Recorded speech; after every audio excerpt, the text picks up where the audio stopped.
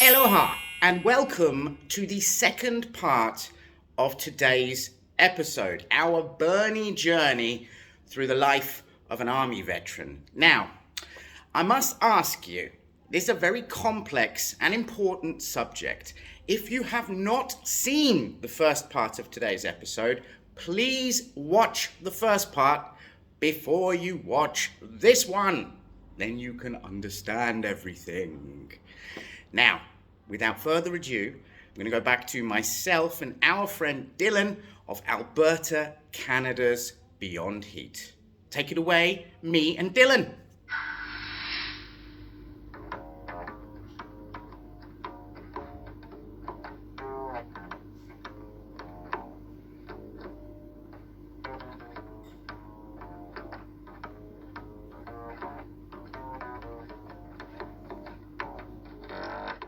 We're going in for my fallen soldier bottle. I see that Sash is deeping in, so hey, here we go. Yeah, baby.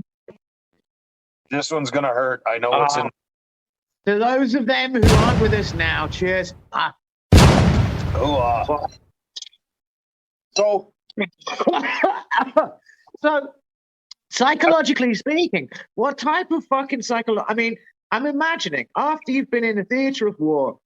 Oh, Jesus, I'm dying. After you've been in a theater of war. Oh, excuse me. Oh, I'm a pussy. Yeah, this guy's been at war. So please give me time. He's more trained than I am on this shit, okay? Like, what kind of mental challenges do you face? What kind of mental disabilities, I guess you could call it, do you face when you come back to civilian life? well, a lot of people back in the day used to paint everything with one brush, PTSD, and everybody knows that terminology. Now we're starting to break it down case by case, soldier by soldier, veteran by veteran, because you can't paint everybody with PTSD. I was asked to commit various acts for my country. I had no problem with doing that. If I had to give my life, I was okay with that. Is that normal by civilian standards? No, it's not. So how do we digress and get rid of those feelings? Well, when I got out of the military, there was no doctor, there was no group to talk this through, because back in the day, we really didn't understand these. So it bottles up and we suppress and we suppress and we suppress. And that's what we're taught to do, is you don't let emotions show. You don't let feelings show, because that's a weakness. So when I got out, I had, I don't know, about lack of a better word, I was very dysfunctional. My relationship suffered. I've gone through 2 wives, because I am that asshole, and we didn't know why. I finally found a program and a doctor that I could develop with, and I still talk to this day. And like you said, it's been 24 years. I still talk to my doctor every 2 weeks, keeps me grounded. We still have issues, and I've been out that long. I still have high and tight, never touches my ears. Still can't have that. I've tried, can't do it. But there are a lot of balances and checks that we get out, and we're very hyper vigilant when we get out. That's why a lot of us take roles in security, bodyguard protection. I've done both of those since I've been out. You always seek to find that brotherhood that you're missing, and you can't put your finger on it. And I think that's the hard part in dealing with it, is that you don't know where to put these emotions and where to focus your anger, resentment, whatever you're suffering from. There's no direction on where to put it. Is there help? I'm sure there must be. I mean, what kind of help is available to veterans? I'm sure the state must provide help, or maybe not. Or do they provide enough help for people? Oh, that's a great question. The biggest problem that we had when I got out, now this is back in the late 90s, is that once again, it was like, thank you, sign here, give us this back, you can keep that, see you later. There was no, hey, if you're having problems in transitioning, call this number. There was none of that. Now there is. Every Legion, there is the Royal Legion Command. Every province in Canada has somewhere that a veteran can turn to. There's Veterans Affairs out of Ottawa, and everybody that registers gets now a case manager, and they're more than happy to help veterans along. There's programs. There's all kinds of programs. They still cover my psychologist bills to this day, and it's unlimited that I'm allowed to have.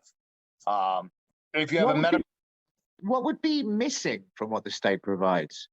I think the big thing that's missing is the information where the veterans can go. A lot of veterans end up taking their lives because they can't cope, they can't deal, because they don't know where to go, because it's not given to them. Luckily for me, I was in contact with an RCMP officer who directed me where to go to talk to a doctor. Talking to that doctor, realized, oh, wait, I can go through Veterans Affairs. There's a ton of programs. I had to do all that on my own research. Luckily enough, I had the time and the perseverance to do it. And that's why a lot of veterans end up taking their own lives, is that they don't know where to turn. There needs to be a better information process when people retire from the military or end their contracts. There almost needs to be a package. Hey, here you go.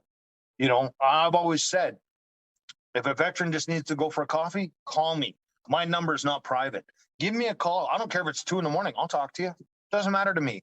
Sometimes that's all we need. Sometimes we do need professional help. But I think the emphasis needs to be put on the transition from military life to civilian life, no matter where you serve. Because what they train us to do in the military, you need an outlet.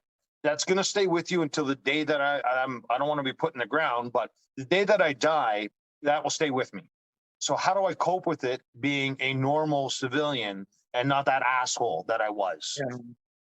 Hey, so as a veteran now, oh, I love it. Go for it. Is that the Dead Soldier bottle or the Kill Blad? Yeah, Dead yeah. Soldier. Absolutely love it. So, Oh, fuck. Blueberry in that one.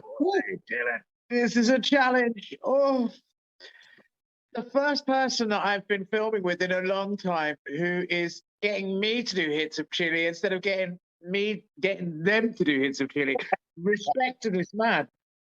As a vet, is your relationship with your country emotionally different to a civilian's relationship with the country? 100%. 100%. In what way? National anthems, when you go to a sporting event, I stand up, I'm proud. I may not sing it because in my mind, when I hear it, it brings back a lot of memories. Remembrance Day for me is huge. And, you know, I'll go to any cenotaph. This year we went to a small little small little town outside of where I live. They had a brand new cenotaph, and I said, "Hey, I'll come out." And they were like, "Really? You want to come out to ours?" 100%. The pride that we have, the emotions that we share when we see our country getting torn apart from either political in the Ukraine war. I went to Ukraine to play hockey, so for me, it hits a little closer to home because I've actually been in that country. So we take a lot of pride, and we take that pride with us to other countries as well. And we're ambassadors. When we go to another country, I'm not going to act like a dick or an ass. I have the Canadian flag tattooed on my body. I want to show that off with pride. I want somebody to say, "Hey, I met that guy and he's cool as shit. He can come to my house anytime." But then I wonder, I wonder about patriotism. I mean, like the innate patriotism that comes along with the package, I guess you could say. Yeah. So does that mean that it doesn't make any difference how your country behaves, that you're always going to have that patriotic feeling of love towards the country and the government? Or is it possible for a veteran's feelings to sour on their country? Funny you asked me that question right now. Is the company that that I own, Beyond Hot, we love it here. I love what I do. It's a passion. What I see going on in our country right now, being divided so badly, and it seems to be getting worse, that when it comes to my retirement age, I don't want to stay here. And is that a bad thing to say? I fought for this country. I bled for this country, and I love this country. But do I want to stay when I get to my golden years? I don't. So I'm looking at moving somewhere south, not because of the heat, but I'm just sick and tired. Every time you look around, it's drama, it's drama, it's drama. Fuck, where's the love? That's what this country is missing. We've gone so far off the rails and you can appreciate this too, even in Europe, people are destroying history because it's not acceptable by today's standards. Okay, I get that. It's not acceptable, but don't destroy it. We learn from it so we never replicate that again. Like, and this is where I get, I guess, disheartened about is I'm like, there's so much shit going on that we need, for lack of a better word and term, we need a huge hug. We just need everybody to say, hey, smarten the fuck up. Let's get through this and let's change. But don't go, I'm better than you and I'm better than Johnny and Sally's better than Susie. Like, who gives a shit? We're all here to get along and to get better. And how do we do that? Is work together, not putting everybody, I'm this and I'm that. Fuck that. I don't like titles. You know, and you know, comparing the US is better at this and better. Who gives a shit, man? Like, let's just get along and be happy. And that's where, as a soldier, when we're taught to do something, that's where we really enjoy doing it, because we know right from wrong. And when we're asked to do something, it still resonates with me. Is that, okay, is this the right thing to do? Taking point what's happening in this day and age. Is it right to bomb an apartment complex full of civilians? No, it is fucking not all right. Is it crime as well? Yeah, like hell no. What are you doing? And as a soldier, I'll be like, sorry, I ain't fucking doing that. You know, yeah, I'm ordered to do that, but I will not do that because civilians are not part of a war. They are not. So this is where a soldier, yes, we're so patriotic about our countries, but we know right from wrong. And when our country acts as a spoiled brat, we start to lose that respect that we fought so hard to have. I guess that's the best way to explain it, is that that's a fair point. That's a fair point. And, you know, I think those of you out there, oh, here we go with the kill blood. Okay, I'm on as well, baby. Good luck, good life, good health, sir. Oh, oh, oh. Those of you out there in television land, you need to pay attention to what you can see above me. And I don't mean the hot sauce beast you've just watched consume all that beautiful hot sauce. I'm talking about the human being you're looking at there. I'm on the left politically. I come from that background.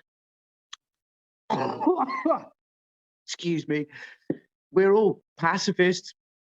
If you look at my family, and a lot of you out there are as well, yeah? But please don't forget that people, they have their reasons to go to the army. They have their reasons to feel patriotic. They have their reasons to fight for their countries. And that doesn't always mean that you have to ignore or dismiss people for that. Everyone deserves your thoughtfulness and your curiosity. Everyone's a person. And I think that's a good place for us to close down, tonight? Wouldn't you say so, Dylan? I think that's the point, is that we're all human. We all need love in the end. From me, from this wonderful guy up here, we both of us like to say ciao for now. So, ciao-y. See you guys. Oh, my face is going to fall off. I think so. Dude, you have a pace of hot sauce consumption uncomparable to most people. I'm very impressed.